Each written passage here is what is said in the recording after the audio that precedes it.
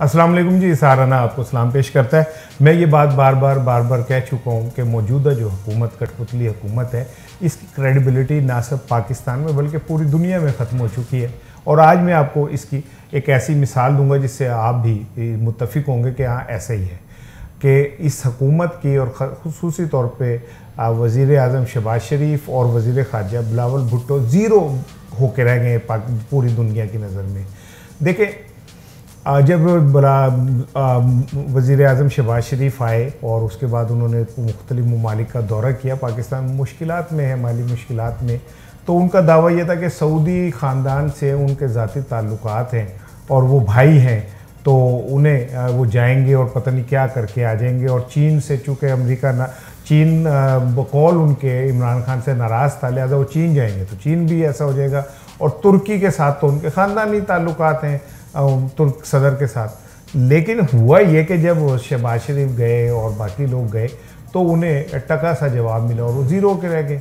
बिलावल भुट्टो, जिनके मुतालिक ये कहा जा रहा था कि वो जुल्फ़िकार अली भुट्टो के नवासे और मोहतरमा बेनज़ीर भुट्टो शहीद के बेटे हैं, तो वो वज़ारत ख़ारजा अमूर में पता नहीं कौन सा तीर चला देंगे।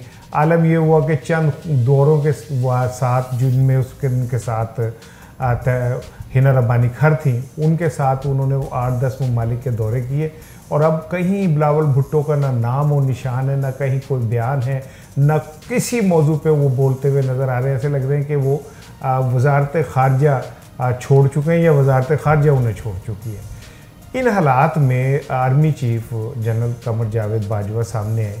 उन्होंने अमरीकी वज़ीर ख़ारजा को फ़ोन किया और उससे बातचीत की और पाकिस्तान के माली मामलात के हवाले से, स्पेशली IMF के हवाले से गुफ्तगू की। उस गुफ्तगू के बाद अचानक मार्केट में देखा गया कि जो डॉलर है वो बड़ी तेज़ी से नीचे आया और अभी तक नीचे आ रहा है।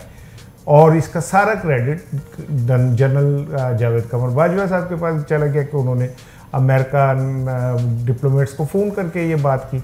अब ताज़ा तरीन जो आज की इतला है कि आर्मी चीफ ने आज सऊदी अरब, कुवैत, UAE इन यहाँ पे भी टेलीफोन किया और उन लोगों से बात की है, IMF के प्रोग्राम के हवाले से बात की है और उन ममालिक की जानिब से भी मस्बत रद्द-ए-अमल सामने आया, जिसके बाद पाकिस्तान की जो मुआशी सूरत हाल है उसके मुतालिक ये कहा जा सकता है कि आने वाले एक हफ़्ते के बाद पाकिस्तान की मईशत बेहतर पोजीशन में खड़ी होगी। सऊदी अरब ने जो पाकिस्तान के साथ बरादराना ताल्लुकात हैं, लेकिन इसके बावजूद ख़ासा सर्द रवैया अपनाया हुआ है पाकिस्तान के हवाले से, उसने भी ये यकीन दहानी कराई है कि जो पेट्रोल की मद में 1.2 बिलियन डॉलर का वो पाकिस्तान को एक छूट दे रहे थे, उसे डबल करके 2.4 बिलियन पे चले जाएंगे। जबकि चीन ने भी जो 4 अरब के वो उनके कर्ज़े हैं उसको रोल बैक कर दिया है। इसी तरह सऊदी अरब जो हमारे डिपॉजिट में पैसे जमा कराता है उसको भी बढ़ाने का उन्होंने फ़ैसला किया और ये चंद दिनों में ऐलान मुतवक्को है। इन तमाम चीज़ों को अगर देखा जाए तो ऐसा लगता है कि पाकिस्तान के वज़ारत ख़जाना, वज़ारत ख़ारजा और तमाम अमूर जनरल जावेद कमर बाजवा देख रहे हैं और इन लोगों के ज़िम्मे सिर्फ इमरान खान को टैकल करना, उसको किसी तरह मीडिया में ये साबित करना कि अगर हम चोर हैं तो ये भी चोर है, और उसको किसी तरह जेल में भेजना और उसके साथियों की ज़बानबंदी इन लोगों का टास्क है।